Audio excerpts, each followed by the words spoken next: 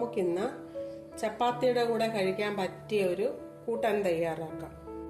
ഇത് പച്ചരിച്ചോറിന്റെ കൂടെ ആണെങ്കിലും കുഴപ്പമില്ല, ചേർന്ന് പോകും. അധികം എരിവില്ലാത്ത കൂട്ടാൻ കഴിക്കാൻ ഇഷ്ടപ്പെടുന്നവർക്കാണ് ഇത് ഏറ്റവും കൂടുതലായിട്ട് ഇഷ്ടപ്പെടുന്നത്. ചപ്പാത്തിയുടെ കൂടെയും പൂരിയുടെ കൂടെയും എല്ലാവർക്കും ഇഷ്ടപ്പെടും. അത്രയ്ക്ക് ടേസ്റ്റ് ഉള്ള ഒരു കറിയാണിത്. അതിന് വേണ്ടത് പാവയ്ക്ക. ഒരു പാവയ്ക്ക ഞാൻ ചെറിയ കഷ്ണമായിട്ട് അരിഞ്ഞിട്ടുണ്ട്. ഒരു ചെറിയ ഉരുളക്കിഴങ്ങ് ഈ വലിപ്പത്തിൽ അരിഞ്ഞിട്ടുണ്ട്. ഒരു ചെറിയ സവാള അരിഞ്ഞിട്ടുണ്ട്. പിന്നീട് പച്ചമുളക്, ഒരു 4 പച്ചമുളക് 2 കഷ്ണമായിട്ട് അരിഞ്ഞു വെച്ചിട്ടുണ്ട്. ഇനി കൂട്ടാൻ തയ്യാറാക്കുന്നതിനായിട്ട് ഒരു ചീനച്ചട്ടി അടുപ്പത്ത് വെച്ച് ചൂടാവാനായിട്ട് വെച്ചിട്ടുണ്ട്. ഇനി എണ്ണ ഒഴിച്ച് നമുക്ക് കറി തയ്യാറാക്കാം.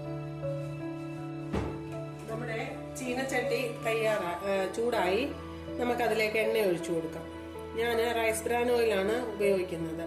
ചപ്പാത്തിക്കുള്ള കൂട്ടാനൊക്കെ ഞാൻ റൈസ് ബ്രാൻ ഓയിലാണ് ഉണ്ടാക്കുന്നത്. വെളിച്ചെണ്ണ ഒഴിച്ചു കഴിഞ്ഞു കഴിഞ്ഞാൽ അത്ര കറക്റ്റായിട്ടൊരു ടേസ്റ്റ് ഞങ്ങൾക്ക് കിട്ടുന്നില്ല. ഇനി ഇതിലേക്ക് നമുക്ക് സ്വല്പം ജീരകം ഇട്ട് കൊടുക്കാം.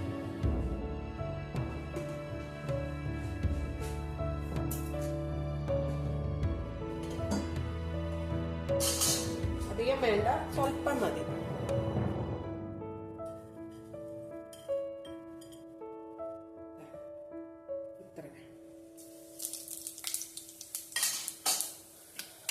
ജീരകം പൊരിഞ്ഞു വരുന്ന സമയം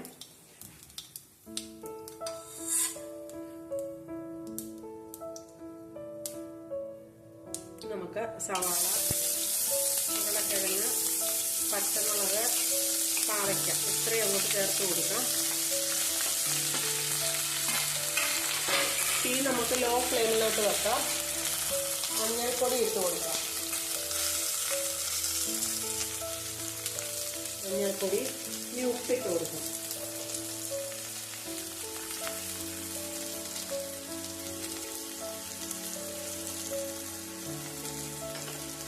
ഇത് നന്നായിട്ടൊന്ന് ഇളക്കി. തീ വളരെ ലോ ഫ്ലെയിമിലാണ് വെച്ചിരിക്കുന്നത്. വെള്ളം ഒഴിക്കണ്ട. വെള്ളം ഒഴിക്കാതെ ആവിയിൽ ഇതിൻ്റെ വെള്ളത്തിനകത്ത് തന്നെ വെന്ത് ഒന്നും വരുന്നതിനായിട്ട് നമുക്ക് അടച്ചു വെച്ച് വെയിറ്റ് ചെയ്യാം. ഇനി ഇതൊന്ന് വെന്ത് വരുന്നത് വരെ നമുക്ക് വെയിറ്റ് ചെയ്യാം. നമ്മുടെ പാവയ്ക്ക എന്തായാലും നമുക്കൊന്ന് നോക്കാം.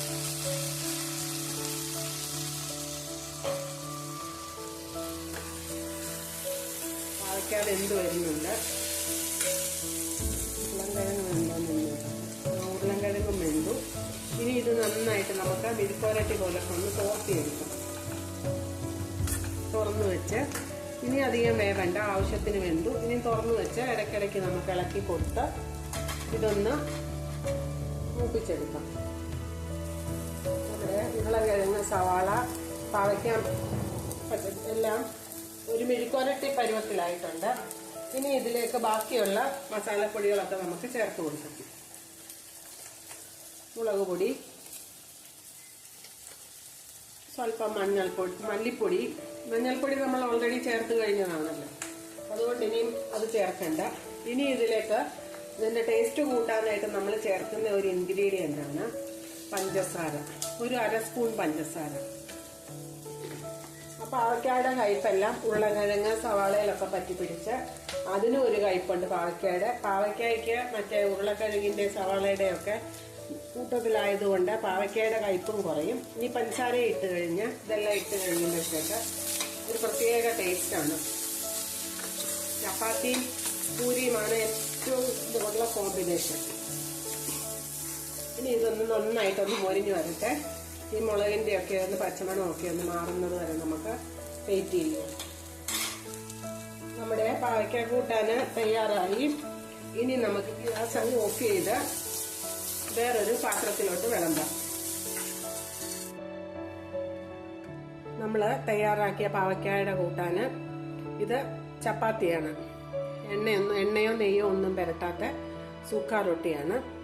പിന്നീട് പച്ചമുളകിന്റെ അച്ചാർ നമ്മൾ ഉണ്ടാക്കി വെച്ചിരുന്നല്ലോ, അതിലൊരു സ്വല്പം കൂടെ ഉണ്ടെങ്കിൽ സൂപ്പർ കോമ്പിനേഷനാണ്. തീർച്ചയായും പാവയ്ക്കായുടെ ഈ കൂട്ടാൻ എല്ലാവർക്കും ഇഷ്ടപ്പെടും. എല്ലാവരും ഒന്ന് വെച്ച് നോക്കണം. എന്നിട്ട് നിങ്ങളുടെ അഭിപ്രായം കമന്റ് ബോക്സിൽ എഴുതണം.